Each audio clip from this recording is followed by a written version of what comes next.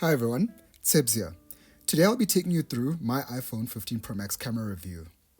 I've had my 15 Pro Max for 3 months, and if you have not seen it already, please go check out my 3-month review of this iPhone on my channel in the link below. To see more content, please do subscribe as I will be covering more of my thoughts on Apple's latest iPhone. Okay, let's get to it. I've taken every opportunity I can to put the camera through its paces, recording at live football or soccer games for my American listeners, where I have taken the opportunity to shoot in 4K at 60 frames per second and tested the 5x optical zoom 120mm tetraprism zoom lens. The zooming in and out is incredibly smooth. Apple have done a great job of ensuring there is minimal interruption when changing lenses. This makes the iPhone 15 Pro Max great for taking to sports and even live concerts. Your videos will be very high quality and incredibly smooth. Now, as I've said in my 3-month review, I am no expert in videography or photography. I am more of a simple point-and-shoot sort of person. However, I do enjoy experimenting with the camera on this phone. It is packed with features and great camera hardware, along with Apple's A17 Pro photonic engine and smart HDR5. This means your results will often come out pretty good. If you are big on Photoshop, photo editing, and video editing in general, Apple has truly made this device for you. You can take incredible pictures and videos, then throw them into your favorite editing software to play around with color levels, saturation, and so on, and be pretty happy. In my recent travels, I've taken videos and photos of waterfalls as well as animals in the wild on safari, and the 15 Pro Max has not disappointed me for the most part.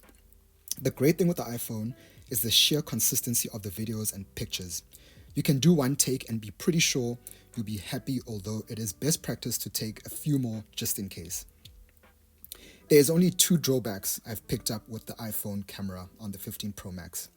And that is, if you plan on using it extensively for the day, you'd better be prepared with a power bank. Then there's also the heat the camera can generate in the phone over long usage. Due to the high resolution images, high amounts of post-processing, along with shooting high frame rate videos with high resolutions, you'll find that the phone gets warm and that the battery life takes a significant hit from all the camera usage. This seems to be the drawback with a number of these recent powerful flagship smartphones with powerful cameras, and the iPhone is no exception to the rule. With the above being said, I am very happy with the iPhone 15 Pro Max. It is truly amazing where these smartphones are now. The level of prowess of the camera hardware and the detail in both videos and images truly blows me away. This goes for what I've seen from the iPhone's competitors as well, such as the Samsung Galaxy S23 Ultra and the Google Pixel 8 Pro. I've also found the camera on this device great for taking videos of landscapes. It seems to capture the depth pretty well for a phone, which is something I always struggled with on older phones. I've also taken some pictures with the main camera, which always come out amazing with great detail, color balance, and not too much post-processing, which often takes over on a lot of these newer devices due to AI playing a much bigger role in smartphone photography. I've also enjoyed taking some macro shots, which are taken at close range with the ultra-wide camera. Next is a video I shot at HuFest of the Hugh Masekela band.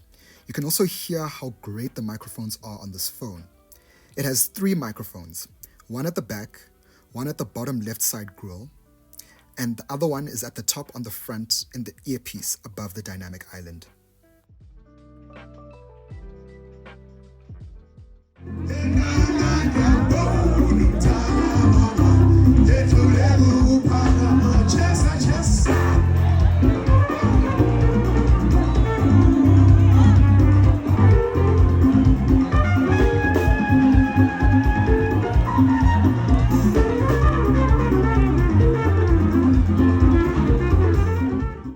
As you can see and hear, the iPhone did a great job at capturing both audio and visual of this amazing concert and great initiative for the late great Hugh Masekela.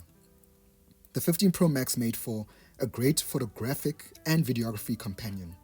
I can always guarantee the footage will be of high quality and amazing detail, which would have been a tall order to ask for older smartphones about 5 years ago. But for more recent smartphones, this has become an expectation, and the iPhone 15 Pro Max meets it effortlessly. You can enjoy a little bit more of the footage of this great concert and then we'll move on to the rest of the camera review in a few seconds.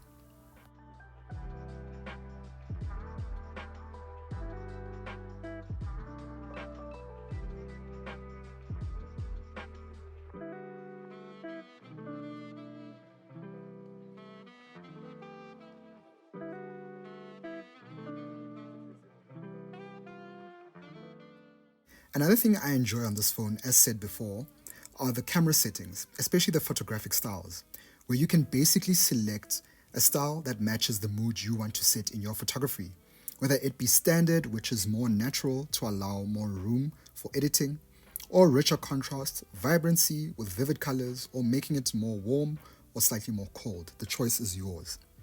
I like rich contrast personally. You can also play around with the range of settings, like the default video settings. I often leave mine at 4K at 60 frames per second. You can choose your Apple ProRes preference. Apple also debuted Log in ProRes, which would be great for videography enthusiasts, as this coupled with the USB-C connector, high-speed cable, and flash drive will make your iPhone 15 Pro Max a powerful videography tool.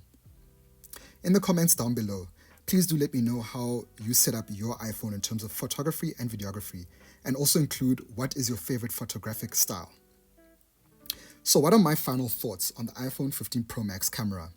Well, it is a great evolution from the 14 Pro Max and the 13 Pro Max. My previous phone was the 13 Pro Max, and I was satisfied with it. It did an amazing job, and the 15 Pro Max is a great step up. So, the big question: should you upgrade your older iPhone to the 15 Pro Max simply due to the camera? Well, if you are big into photography and videography, or both, I would say it is well worth it. Smart HDR5 has greatly improved Apple's HDR situation in photography.